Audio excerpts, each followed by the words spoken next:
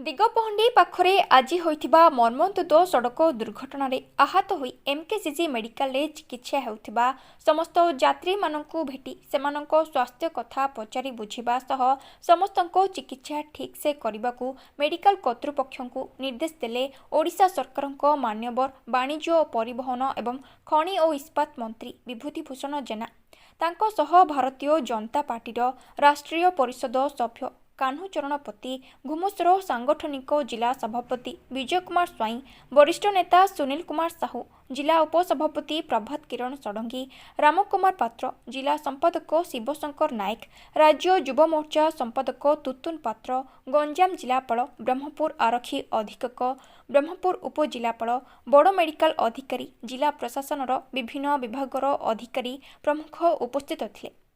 ब्रह्मपुरରୁ Narasimha डाकुआंक report viral news. निश्चित भाव मुझे समवेदना ज्ञापन करुच्ची किसी भूल नाला आसुले दिगपहंडी आसुले एवं एपटू गोटे पिकअप भैन जाकि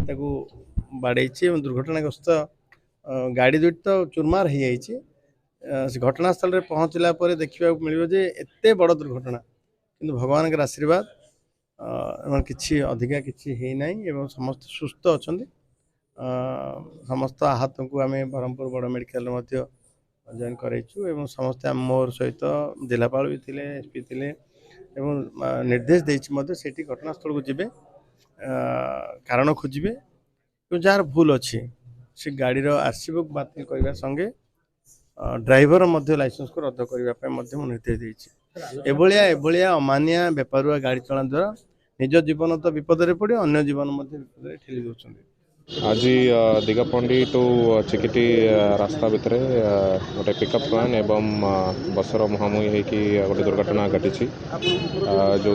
पखापाखि 30 जन पखापाखि लोकंर इंजुरी होता एवं इमिडिएटली आमर तहसीलदार बीडीओ मेडिकल टीम पुलिस तरफ स्पॉट को पहुँचिकी इंजुर्ड पर्सन्स को उद्धार कराइला एवं एम्बुलेंस जरिए प्रथमे सीएचसी को अनाई दिगपहंडी एवं सेठू जार रेफरल दरकार था से पखापाखि 14 जने वर्तमान एमकेसीजी रे जो जार सीरीयस इंजुरी था से ये एडमिट होती एमकेसीजी एंटायर टीम आगु अलर्ट होते आसला सांगे सांगे समस्त चिकित्सा आरंभ कर सर्जरी विभाग सबू प्रोफेसर आरंभ करके असिस्टेंट प्रोफेसर एंटायर टीम पूरा लगिकी जी पेशेंट अच्छे समस्त सेवार लगी एवं मानवर मंत्री स्त्रीलन मैन सर आसते समस्त पेशेंट मान संग इंटराक्ट कर आज सकाल मानवर मुख्यमंत्री कार्यालय तरफ यहाँ प्रति मुहूर्त फॉलोअप कर समस्त को सब प्रकार व्यवस्था करने निर्देश आमको देते सब कलेक्टर टीम ये स्टेशन होकर रे समस्त रेड क्रॉस फंटी सीरीयसनेस ऑफ इंजुरी को देखिक सहायता दि जाऊँगी